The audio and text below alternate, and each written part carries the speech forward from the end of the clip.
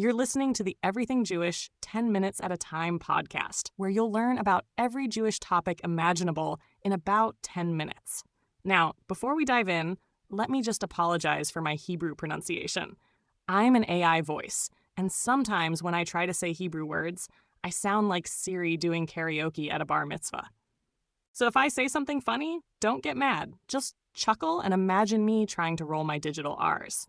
Today's topic is Pidyon Haben, or as we'd say in English, the redemption of the firstborn son.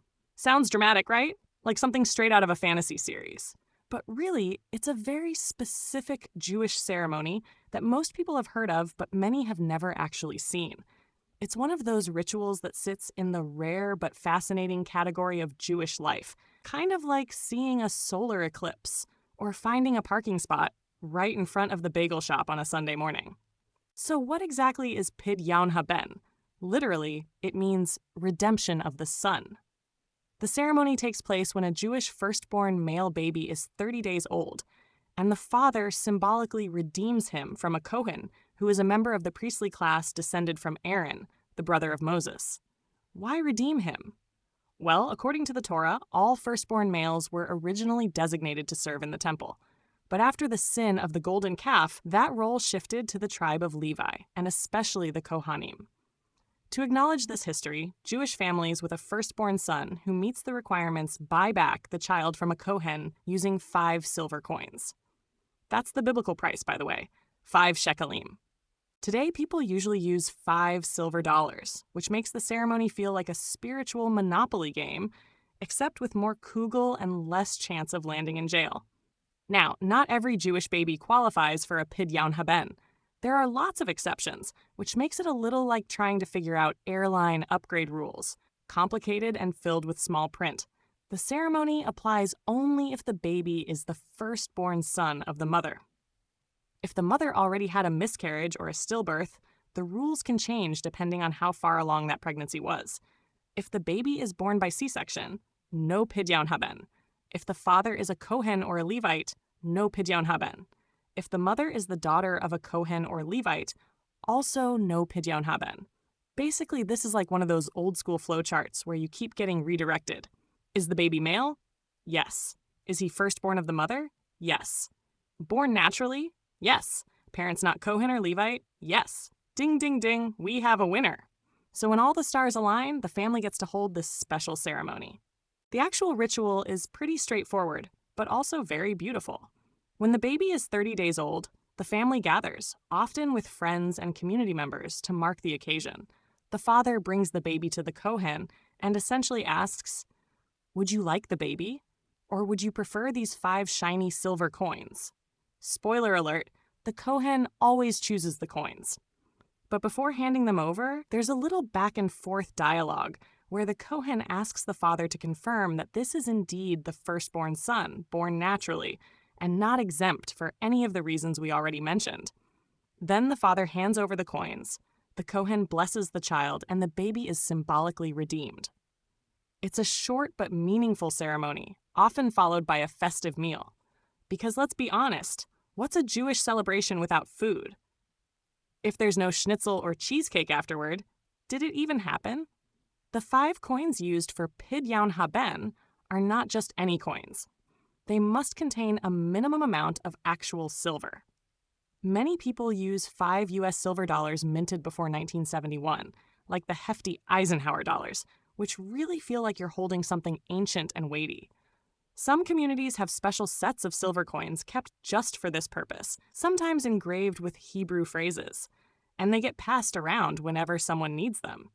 The Kohen usually keeps the coins afterward, although sometimes he'll return them to the family as a keepsake. It's kind of like the world's holiest pawn shop. You buy back your child, but instead of reclaiming a guitar or a wedding ring, you're redeeming your newborn son, which is definitely a better deal in the long run. The symbolism of using precious silver underscores the seriousness and holiness of the act. It's not about the market value. It's about connecting to an ancient commandment with something physically valuable. Historically, Pidyon Haben ties back to one of the most dramatic moments in Jewish history, the Exodus from Egypt. Remember the 10th plague, when the firstborn Egyptians died, but the Israelite firstborns were spared.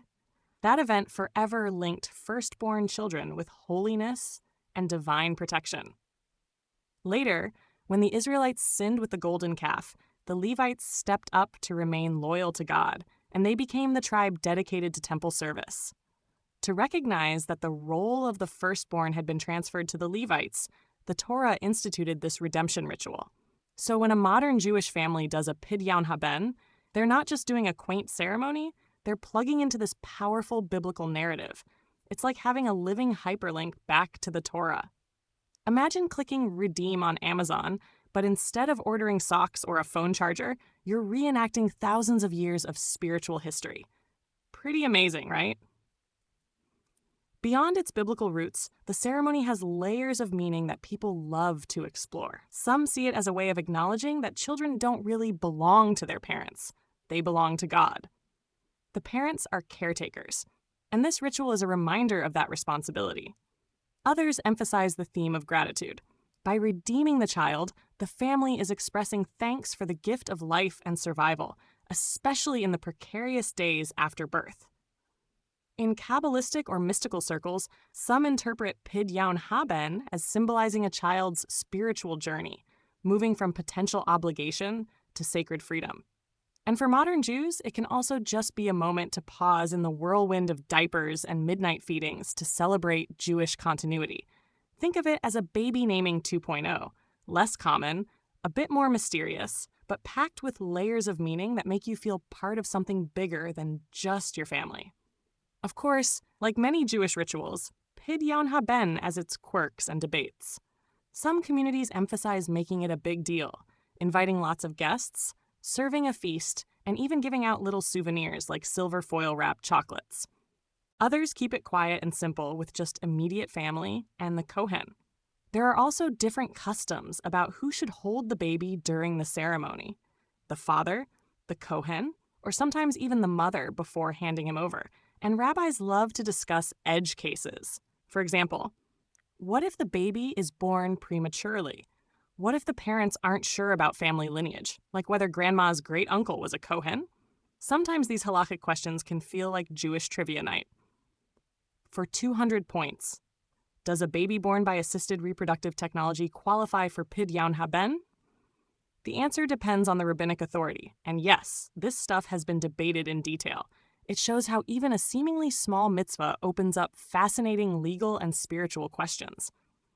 In practice today, Pidyon Haben is relatively rare because of all the exemptions: C-sections, fathers who are Kohanim or Levites, or mothers who are daughters of Kohanim or Levites. Many Jewish families never have the opportunity. That makes attending one kind of special, like going to a niche concert where you know the band only plays once every few years. If you ever get invited, go. You'll see a ceremony that blends Torah law, historical memory, and modern celebration in a compact but meaningful way. Plus, you'll probably get a good meal out of it. In Israel, some families make it a bigger event, while in the diaspora it might be more low-key, depending on the community. Either way, it's one of those mitzvot that reminds Jews of the deep layers of history in even the smallest corners of tradition.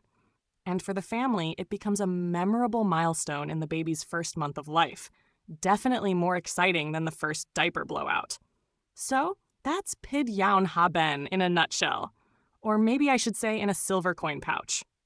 It's a ceremony rooted in the Torah, tied to Jewish history, filled with symbolism, and occasionally spiced up with debates about who qualifies and which coins to use. If you think about it, it's kind of the perfect Jewish mix. A little law, a little history, a little mysticism, and of course, a little food at the end. Whether you see it as a sacred duty, a cultural curiosity, or just a really good excuse to eat brisket, Pidyon Haben is one of those Jewish traditions that carries big meaning in a small package. And now, the next time someone casually drops the term, you won't have to smile politely and pretend you know what they're talking about. You'll be the one explaining it. Maybe even with a funny story about 5 coins, a Kohen, and a 30-day-old baby who just got his very first mitzvah.